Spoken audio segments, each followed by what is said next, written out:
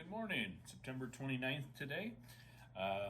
And today we're going to be in Isaiah 7 and 8 and Ephesians 2. And both of them are really directing towards the Messiah, Jesus, and what he's done and what he will do. Isaiah 7 and 8, it's kind of a continuation of sermons. Really, that takes us to chapter 13. And when we first start reading it, we're thinking, oh man, we're going back to so-and-so begat so-and-so. But really, it's sharing about the coming of the Messiah. And if they're going to stay in certain conditions, this is what's going to happen. But the hope that there is going to be a Messiah is in this text. But Ephesians 2, this is Paul writing the church of Corinth and really sharing that we're saved by grace. And the blood of Christ is what's covering us. And I just want to read a little bit here.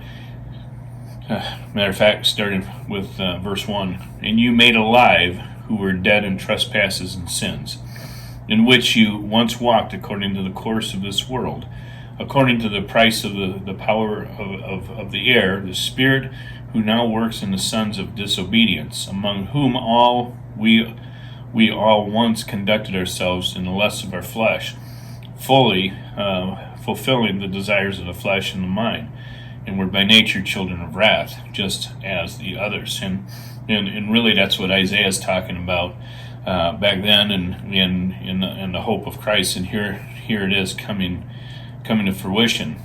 Chapter 4 and 5, it says, "But God, who is rich in mercy, because of his great love with which he loves us, even when we are dead in trespasses, made us alive together with Christ. By grace you have been saved." Nothing that we deserved, nothing that we could have done, but just by the grace of God that we're saved.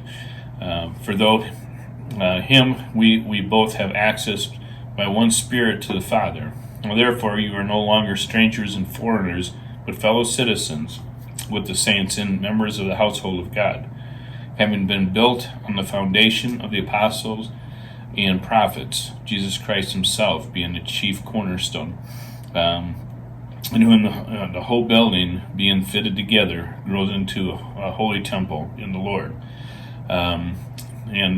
And to me, that's just saying that we have a foundation, and we have a solid foundation with Christ. We don't have to go back to the old stuff. And even when we'd fall and we do fail, we're built on that foundation. We're people that need to really recognize who Jesus Christ is and what he came for in the grace that he provides. So grab onto that grace today. Understand that you are saved by grace alone. There's nothing you can do to obtain it, but because we are saved, we have a job to do in this world, and that's to show God's mercy and his love to the people around us. So have a great day today. God bless you all, and I will see you Wednesday morning.